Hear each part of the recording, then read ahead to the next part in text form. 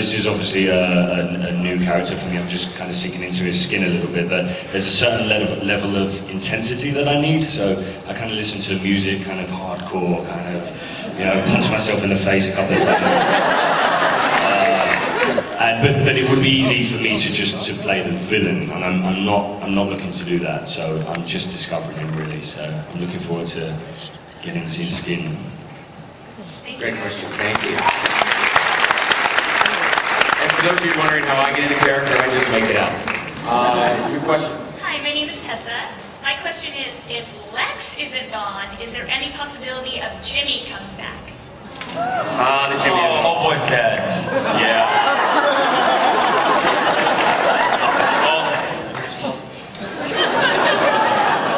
You want to keep it secret?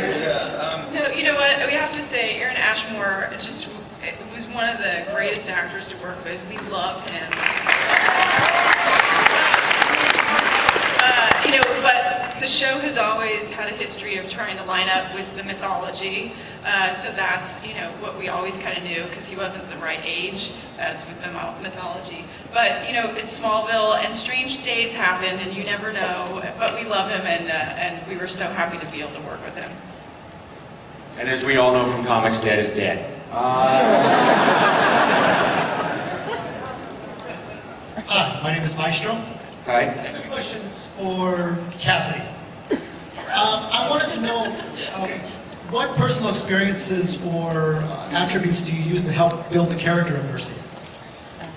What personal attributes? It's funny that you say that, because people meet me and they're like, you're so bubbly and like not evil and angry and killing people.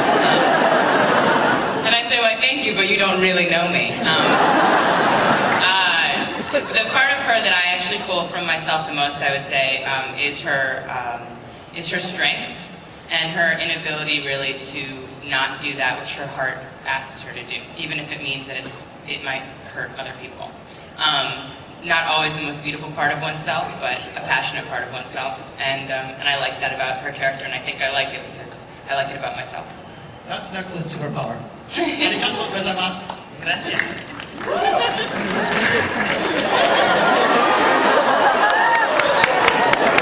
This is a question from the writers and for Tom.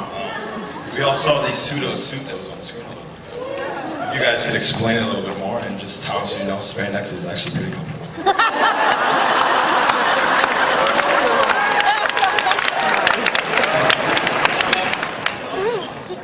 Jump in after this. But, you know, I think that the thing that when we read the pilot, like Brian was saying, what we loved was this show is about the origins, and it's the origins of villains, just like it's our origins of our superheroes. And we know that there's a long sort of arc to become really who Superman becomes. And that's kind of where the comics, you know, we are going to line up with them. But I think for us, we know that it's a bumpy road, and he's not going to go straight to Taylor probably and figure it all out the first time. It's going to take him a little while. So that's kind of where that idea came from, and you'll kind of understand it, I think, once you see the premiere this year. Okay, I've just been told that our time is limited, so what I want to do is a lightning round. So when you ask your question, write down to the little thing, and then if you guys can pop back with answers that are real quick ones, then we can get as many people in as possible. Go. Hi, Tom. Quick question for you. Now that you're producing, and if there's going to be a season 10, what do you think about moving production from Vancouver down to San Diego? Is there a particular address in San Diego you're looking for? 6901.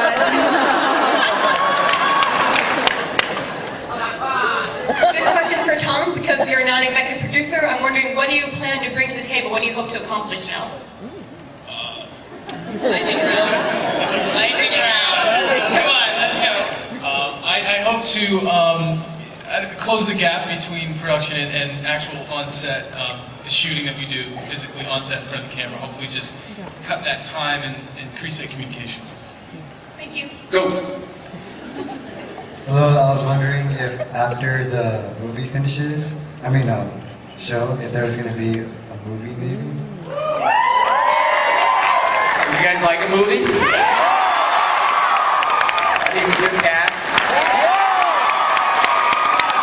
Next question. Hi, my name is Rachel, and my question is for Allison. So, since Jimmy's no longer here, and it sounds like a lot of the time the season can be dedicated to you becoming Watchtower, do you still get a chance for a love interest? Is there still a chance between Clark and Chloe? My twin daughters wanted to ask. That's very sweet. I'm thinking that the Clark and Chloe might be a little bit dead in the water now. He's pretty occupied with a few other women in his life. And I think that for Chloe, you're going to see a lot of sort of the process of healing the loss of Jimmy and dealing with some of the things that happened for her last year and really stepping into more of a powerful position. So I'm not sure she's going to have much time for a love interest in the first little while, but you never know. I mean, she's always open to romance. Squeeze it in. I can, you know, right? Before saving the world and telling the superheroes where to go. Chloe and Oliver.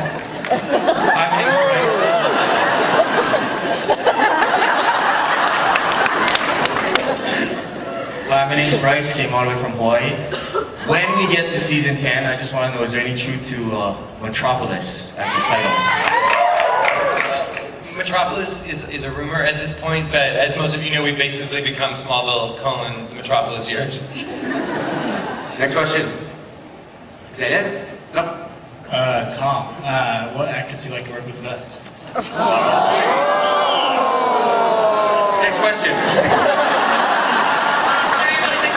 On behalf of the members of Divine Intervention and Operation Wild Cherry, we send all our love to Erica, and thank you for more Lois. Okay, and Thank you for the pens. Last season we saw a lot of Lois's feelings for Clark, but next season we'll be seeing Clark's side this time around, like more from him. Sadly, this year, just as Clark starts to fall for Lois, she's falling for the Blur.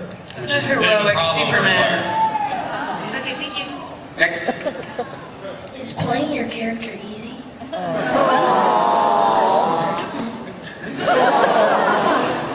No.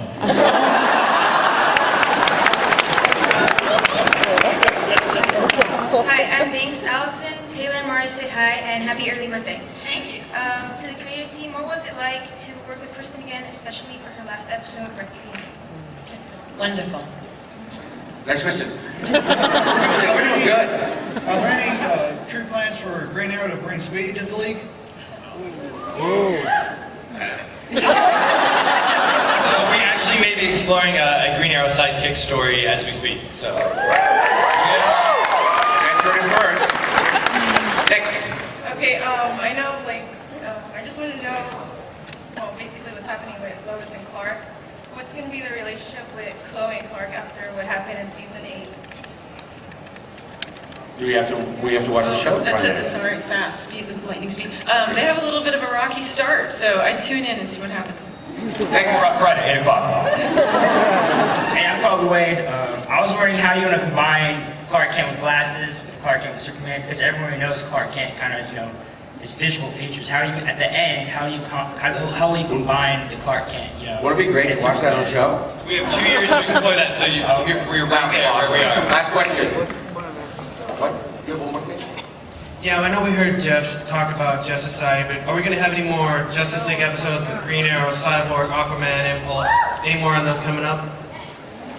If we pass the popcorn bucket around and collect some money, right? We're going to do our best. We're absolutely going to do our best.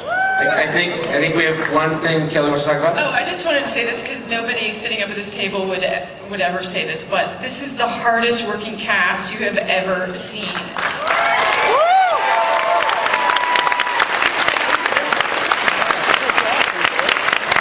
They work around the clock. They're incredibly dedicated, incredibly passionate. They pick up the phone if there's anything they don't understand, and we work through it. And also have to say that about our crew too, because you see it. They put on a feature every week, and I don't know any other crew that could do that. So, thank you, everybody. And I think that's a really good place for us to stop. Thank you all. We are on Friday nights, 8 o'clock. CW. Cast.